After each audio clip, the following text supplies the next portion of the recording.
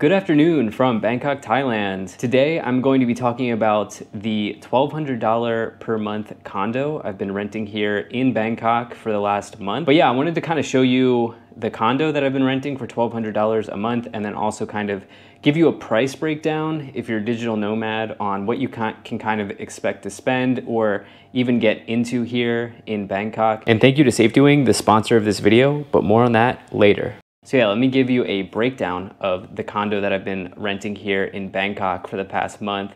So the condo is called Noble BE33, and I'll try to put a screenshot up of the condo here. And I did decide to go with Airbnb for this. So for 30 nights, or yeah, I think it's 30 days, I spent $1,222 for this accommodation. That comes out to roughly $40.73 a night to stay here in this condo. I think it's a really good deal. You'll see the condo in a second. I'm gonna give you an overview of what you can get for $40 a night. In Bangkok, it's becoming a little bit more expensive. You can still find hotels for like $25 a night, but I'm very happy with the $40 a night price point. It's in Phrom Phong, which is a very central location, which features the M District, which includes the M Quartier, M Sphere, and Emporium buildings, and this is all called the M District. This condo is like a 5 to 8 minute walk from the Phrom Phong BTS station, so the location is perfect. The amenities are really nice, has an amazing gym, and yeah, for $40 a night, I'm really happy with that. For me in Bangkok, I find myself spending between $30 and $50 a night on hotels, but I decided to do Airbnb this time. And the thing about Airbnb in Thailand is it's a gray area. So technically it's totally legal to rent out condos on Airbnb for 30 days or more. So that's considered a long stay.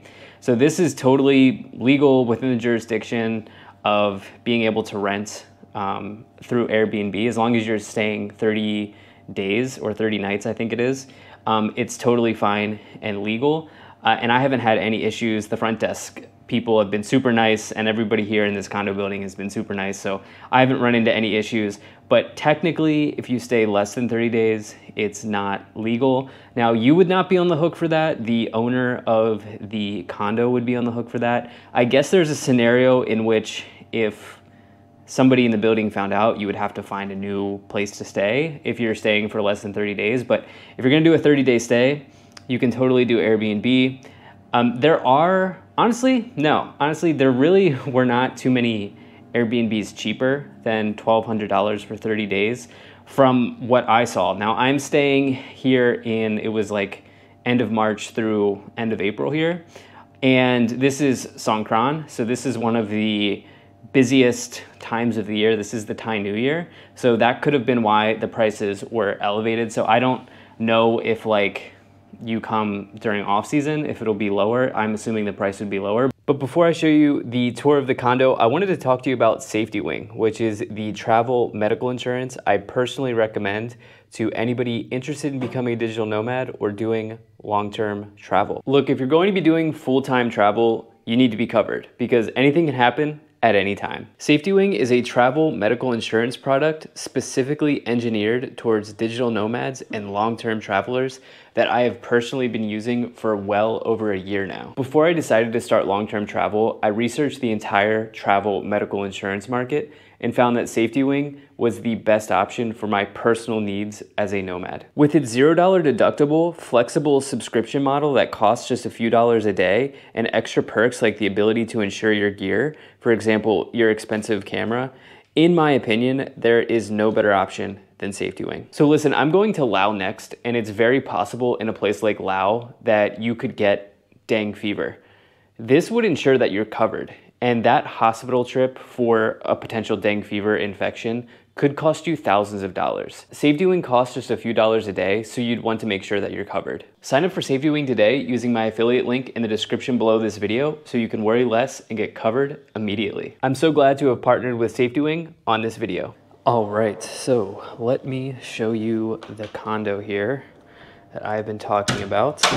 So on the entrance, we have this really nice workspace. This is like the dining table, but I've been using it as my desk here. As you can see, I've got all of my filming equipment, everything, which I have 2 GoPros. That's pretty much all I use. But I wanted to show you, you can see it has 600 megabits per second, perfect for, you know, digital nomads or people who have to work while they travel. Really lightning fast. It's made work very easy. But you've got this other area here that has like extra storage. You can see some of my Songkran items from the past weekend here. Songkran is the Thai New Year, for those who don't know. We've also got a small kitchen. I've always got more than enough waters stocked. It's just the way that I am. We've got a cooktop here, which I have not used once. A washer, which has come in handy in a big way. It's just a washer, but I'll show you the outdoor here, the balcony here. We have a nice little sink, and then this really interesting microwave, which I still really haven't figured out how to use, but clearly someone's using it. It's interesting. I've never seen a microwave like this. And a nice kitchen, nice refrigerator here. You can see I just have tons of mineral water, sparkling water there. And I believe up here is a, oh nope, that's storage. I guess down here's the freezer as well. So nice built-in refrigerator, which is always really cool. Here we've got the living space, nice comfortable couch and big screen TV. I believe the router is, yeah, back there. But again, the internet has been so nice here. We then have this sort of like small balcony here, but you can see there's a drying rack, which has been more than enough and more than sufficient to dry my clothing. Even just putting my clothing here from the sun, it dries it. So yeah, nice little view here as well. You can see the part of the Bangkok skyline, really nice. So that's kind of the main area here when you walk into the apartment. And then the bedroom, very comfortable bed, 4 pillows. And then over here you have another balcony area, which is cool. There's not much room to even really put a chair out here. I guess you could put a small stool, but it's just kind of a nice feature to have, especially for drying clothing. And then we've got all sorts of cabinets, like storage, clothing storage areas here. And then here is the bathroom. We've got the bidet, the nice style toilet here, nice sink area, and a shower. So shower's been nice and hot, good pressure, really, really nice. So let me go ahead and show you the rest of the facilities in this apartment complex. All right, so you get 1 key code here, or 1 key card, which gives you access to a lot of things, or the whole building, I should say. But what's nice about this unit is just right here is the trash room. So that's been really convenient. And the elevators, fortunately, you don't really have to wait a long time. Like I've stayed in many Airbnbs where you have to wait a significant amount of time, like specifically in the Philippines, like 10+ minutes to get on an elevator. But you can see here, this one has come very quick. Okay, are we going up? We're going up. All right. So you gotta use your key code here, and then 29th floor, there's a bunch of amenities. Okay, so let me show you the amenities here. So first off, get to the 29th floor and you've got this infinity pool looking out over Bangkok, which is absolutely incredible. So this has been a really nice feature. You've even got an outdoor shower here, right here. But just look how beautiful this place is.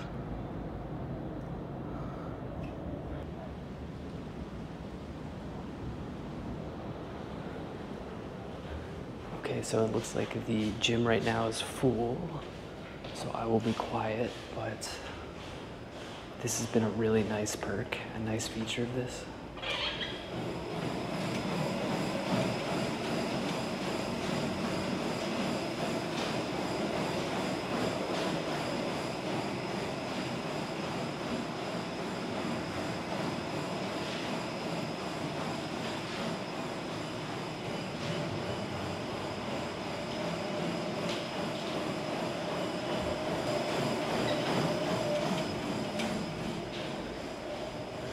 So that gym has been a lifesaver. I've finally been getting back into the gym. It has been so nice to have a place to work out. And then in here, you've got steam rooms and toilets. So there's a steam room right here that you can use if you want, and then a nice bathroom area as well. But if you want to take advantage of the steam room, that is there. And let me show you the other end as well. So you can see here on the wall, toilet, steam room, multi-purpose, sky lounge, fitness. So, okay. So you can see here, sky lounge.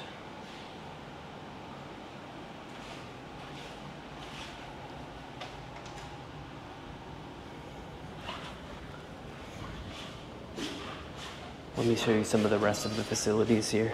All right, so this is the front lobby here.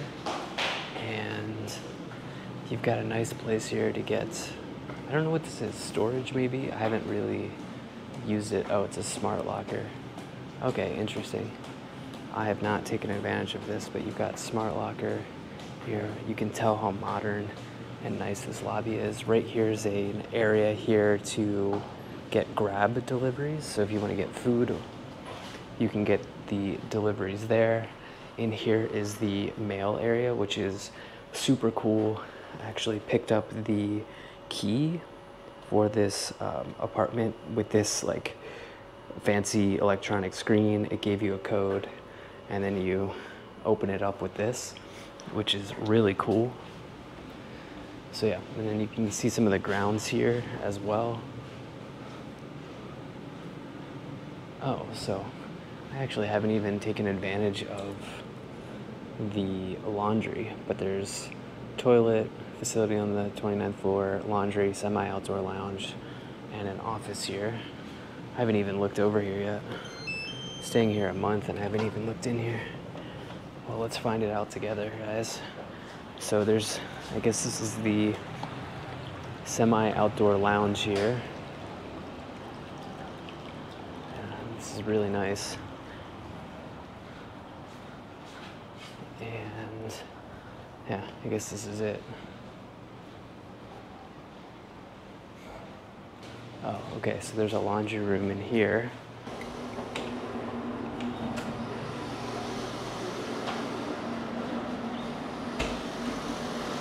Ah, here's the laundry room.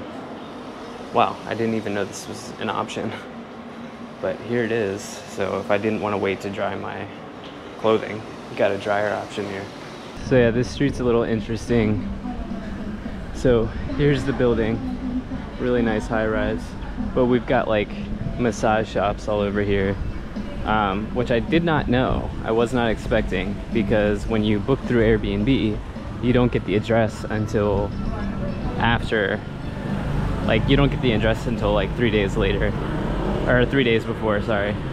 But it's still Songkran going on here, so I'm hoping I don't get destroyed. But you've got all these interesting, I'll just say interesting places that I was not expecting. It's been a little annoying because, and a little shocking too, because just right down the street here, you can literally see M-Sphere, which I'm walking to now to show you. And M-Sphere is like a really nice upscale mall. And it's part of the M district, so we've got M Quartier, M Sphere, the other one, this guy's ready with the water. So it's weird, because you see people like strolling their kids down the street, but then you also have the very obvious, interesting establishments, I'll say, which are mixed with also totally normal establishments. Like there's a place down here called Healthy Massage, which has a really good normal Thai massage, therapeutic Thai massage. So yeah, it's a very interesting place. And again, this is just right off Sukhumvit Road, right off the M district. So was not expecting that, but anyway, let's go get some food and I'll show you kind of how I've been spending my days here this month. So this morning I went and got coffee at Bottomless. I've been drinking my coffee there. There's also a 7-Eleven right there if you want a cheaper coffee, but this Bottomless place is a great coffee spot. I'm across the road because this guy's been getting me with water the past 3 days, but lots of places to like get your hair cut around here as well. And Songkran's fun, guys. Songkran's fun. There's a really nice Tibetan restaurant here, and then you can see the M Sphere. This is just not even a 5-minute walk. Less than 5 minutes. And if you want a healthy massage, this is the massage I recommend. It's just a normal, no surprise massage, Thai massage. So the location really can't be beat. M Sphere here, which is really new. It just opened up not too long ago. BTS is just right there. And then the rest of the M district. There's also a park here. And crossing the street hasn't been too much of an issue at all. People will stop for you. And there's also a flag guy here, but that helps you get across. But I'll show you in here. There are so many options for eating. Yeah, it's been a really nice, perfect location. Very close to the BTS. Don't have to go far for really good food, which is the case anywhere in Bangkok, really. But there's been tons of events going on down here for Songkran. And I'll give you some of the pricing on what you can expect. Now, the food breakdown, you're gonna spend more on food coming here. I found that I've been spending around 400 to 600 baht per day, which is like $12 to $15 a day on food, eating here at M Sphere for one person. So it's like $450 to $500 on a monthly basis for food. But you can see it's like really nice sit down restaurants all throughout here. And I don't know if this is just going on now or if this is always here, but in the middle of the M Sphere here on this lower row, there's local food. So I've been eating khao soi here.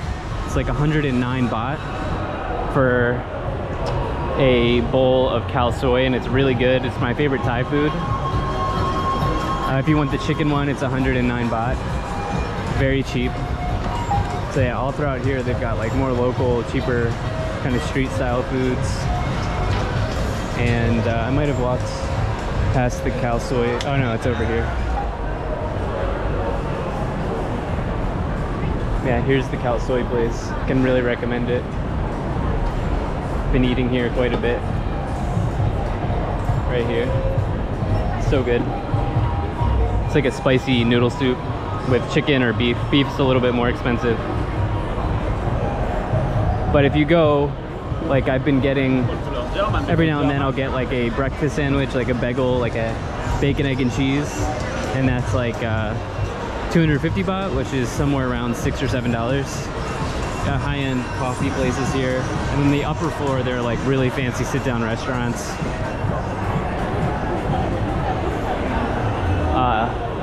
But yeah, there's a really good bagel over there that I've been getting every now and then. All sorts of desserts. This place called Oh My Godmother is always jammed. There are always people sitting here, and it's Italian food, like pastas and stuff. But through all the restaurants, you've got a gourmet grocery that is very big. So I'm not gonna be filming this, but it's called Gourmet Market. I can never film grocery stores, but yeah, you can get everything that you need. Really good food here. So yeah, I've been spending like just my off days, definitely chilling here, M Sphere, getting my food. I do intermittent fasting, so I really only eat twice a day, so it's been nice and easy. And yeah, you pay up a little bit, but not that much more. Again, these are like sit-down restaurants, so. Now there is a place here I've wanted to try. I think it's on this one. On this floor, it's like a Gordon Ramsay street pizza. Let's see if I can get in there. It is Songkran weekend, so, well, it's now Monday, but it's still going on, so it's jammed here. But you can find anything you want in M Sphere. Yeah, street pizza, Gordon Ramsay. Let's give it a shot, guys. Yeah, let's go for it. You can get an idea of the pricing here. This is all I will eat today. Yeah, about 450 baht for a pizza. And yeah, it's Gordon Ramsay, so let's give it a shot, guys. Yeah, so $4.50, $12.26 for the pepperoni, or you could go margarita for $9.53. So that's pretty good. All right, decided to get a little adventurous here and go pepperoni. So we got cheese, pepperoni, chili flakes. It just got here, so I'm gonna cool it down. I'll let you know how it is. So can Gordon Ramsay make a good pizza? I would say probably. Also, take a look at this. Hilarious.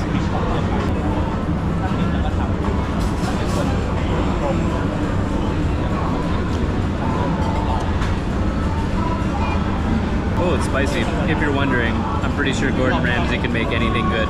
This pizza is legit. Okay, so I wanted to give you kind of a price breakdown of what you could expect to spend.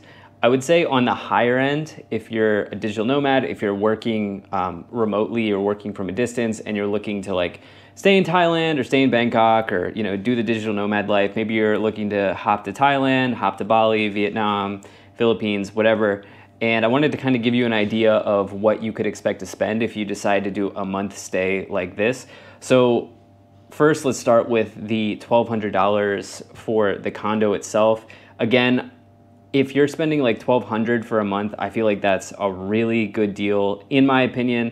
Maybe it's because I'm from America, but you know, so in America, the average rent right now is somewhere around $2,000 to $2,200 a month. Average mortgage is somewhere around $2,200 to $2,300 a month. I haven't checked those numbers in a few months, but back in like it would have been 4 or 5 months ago, that's what the numbers were. So if you compare average rents in America to $1,200 here, and this is just an Airbnb, right? This is not like entering into a long-term contract. So you also have to factor that in because you're going to always pay a little bit more if you're not signing a contract, if you're just doing Airbnb. So from my perspective, $1,200 a month in a major city, one of the best cities in the world, vibrant, amazing cities. For me, that's a really good deal, and that price can't be beat. You can probably get it lower. You'll probably be farther away from the center, but I am in the heart of Bangkok. I am right in the center. I can get everything. I can get to everything from here. So yeah, from my perspective, that's a really good deal. So let's start off with like $1,200. And then I found myself spending somewhere around $10 to $15 or $12 to $15 a day on food. Now that's for one person. I have not been drinking this month, so that does not include alcohol. But alcohol, from my perspective, is also relatively cheap here. But yeah, so I eat typically 2 periods a day, so 2 times a day. I like to do intermittent fasting. So yeah, $12 to $15 a day. We can say $15 a day times 30 days is $450, I believe. Let me just double check that, but I'm pretty sure that's correct. Yeah, that's $450. So add $1,200 to that. That gets you to $1,650 for accommodation and food. To take the BTS, to take the metro here, whether it's the BTS or the MRT, the most expensive ride, that is if you go a far distance, is only going to cost you 45 baht one way. So that's $1.23. And that not all metro rides are going to cost you that much. Like if you just go from, I believe like Prompong to Siam, I think it's going to be less than 45 baht. So let's say you take the metro, let's just make it easy, $1.25. Let's say you take the metro 2 times, that's $2.50, 2 times a day. Now let's just double that. Let's say you take the metro 4 times in one day, that's $5. You probably won't be taking the metro 4 times in a day for 30 days. So we can probably say that your transportation costs are going to be in the range of $30 to $50. So let's just make it $50, and that would include Grabs. Grab rides are super cheap. You can also order food on Grab. I personally don't do that because there's the M district right down there, and I just prefer to walk. But yeah, let's say transportation cost is $50 for a month. That's $1,700. Because again, here you're probably not gonna be taking a ton of Grab rides. So that brings us up to $1,700 for the month on food, accommodation, transportation. Now, let's say you want to hop over to Chiang Mai and take a plane. an airplane, that will probably cost you $50, no joke. 50, probably it won't cost you more than $100 to take a plane from Bangkok to, a flight from Bangkok to Chiang Mai. So we can maybe add another 100 there on flights. That would be $1,800 if you want to do that. So that covers your accommodation, your transportation, your food.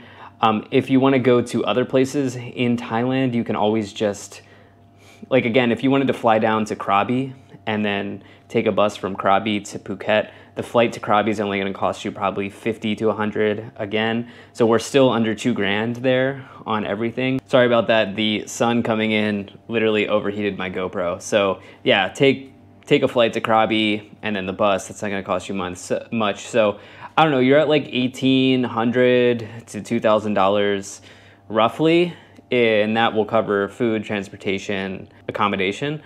And then, okay, SIM card. So I was lazy this time and I just bought a $50 SIM card. This covered my entire month for data. And the reason I did that was because it comes with unlimited high-speed data. And I'm not sure if you're aware or if you've ever been to Thailand before, but basically you get a hotspot with that. It's unlimited and there's like absolutely no cap on the hotspot. So this is a pro tip. Like if you book a very cheap hotel that has slow Wi-Fi, if you get one of these SIM cards that has unlimited hotspot, that data is going to be like 200 megabits per second. So that basically means you can stay anywhere and have lightning fast internet. So I went with that because I wasn't sure what the internet speed would be here in this Airbnb, and because I have to work, I wanted to make sure I had that unlimited hotspot. The thing is, you can definitely get that cheaper. In fact, if you're staying near a BTS station, here's a pro tip. You can go to Terminal 21, and that's the Asok BTS. So you can just take the BTS to Asok, and you can go to the top floor. I believe it's the 5th floor, whatever, the top floor of the Terminal 21. And there's an AIS booth there, and they'll get you hooked up with a data plan that is much cheaper than $50. So if you want to do that, you can do that. But let's just say you can get your flight, accommodation, food, and SIM for $1,850 to $2,000. Okay, so then the rest of the budget is really up to you. If you want to do drinking, beers, from my perspective, like I said, are really not that expensive. If you go to a Western bar or pub, like an Irish pub or something like that, it's going to be a little bit more, but I think you can expect to spend around $3 per drink. Typically, it's somewhere around $3 per drink. 100 baht is like $2. It's like a little bit under $3. So that's something that you can probably expect to spend for a drink. So if you do 2 drinks a day, that's like somewhere around $6. And then you multiply that by 30, that's like 180 on beer, right? So yeah, that's certainly something that you could factor into the budget. The temples are very inexpensive. All of the other attractions here are very inexpensive. I'm kind of having a hard time. Oh, coffee. I guess one thing I kind of just put the coffee budget into the food budget. A coffee at 7-Eleven, I've been getting it there most times because I'm trying to like save a little bit of money, but it's, I think 30 to 40 baht for a coffee, maybe even less, which is like $1 something. Or you can go over to a nicer place like Bottomless, which is what I showed you in this video, and that's going to be like 120 baht for an Americano, which is, I don't know, somewhere around $3.50, something like that. So you have to factor coffee in, but yeah, that's pretty much what you can expect to spend in a month here. I think that's a very, very affordable price considering Bangkok, like I said, is an incredible city, one of the best cities in the world, and you'll have an amazing experience here as a nomad. If you want to do nightlife stuff, that's obviously going to bring the budget up, but I don't know, $2,500, you can live pretty well here. Certainly if you get to that $3,000 range, you know, $2,500 to $3,500, you're gonna be fine, and you're gonna be really enjoying yourself here in Bangkok. So I'm trying to think of what else could be here, like in terms of like what you would spend. So yeah, hopefully this video was helpful. This is a little bit of a different video for me, but this is something I've wanted to do for a while, since this is now like my 4th time here, and I have some experience nomading here in Bangkok. And also, it's interesting as I kind of just think about this more for myself. It's kind of nice to do the 1 month stay in one condo. Like, I haven't really had a base for over a year, so it's been kind of nice to have a place to return to every day instead of like hopping between hotels and hopping between locations. Like, I took a trip down to Hua Hin for this trip, this Thailand trip, which is, you know, just a 3-hour car ride away, or you can get on the train and, you know, the train will take you there in roughly 3.5, 4 hours. Or you could do a bus as well. And again, these are very cheap options. So yeah, it's kind of been nice. You can even do weekend getaways, you know, if you're in a place that has somewhere accessible, if you do the month stay. So it's just something that I'm thinking about myself as I kind of figure out where do I want to kind of place myself in the world. It's interesting as like America is becoming more and more unaffordable, and you know, there's all sorts of like political stuff in America. It's an interesting time. I don't know if I'm completely shutting the door on America. I will be going back there relatively soon for a little bit. You probably won't see it on the channel. You might, but you probably won't see it on the channel because there's quite a bit of time between my videos, but I'm not sure if I'm completely ready to sort of like become an expat, so to speak. But it is something that, you know, definitely goes through my mind when I stay at a really nice place for $1,200. So thank you so much for being here. Really hope this was helpful. Drop some comments to let me know what you think. Are you nomading here? Where's your favorite digital nomad destination? Anyway, thank you so much, and I will certainly be talking to you again soon. Peace.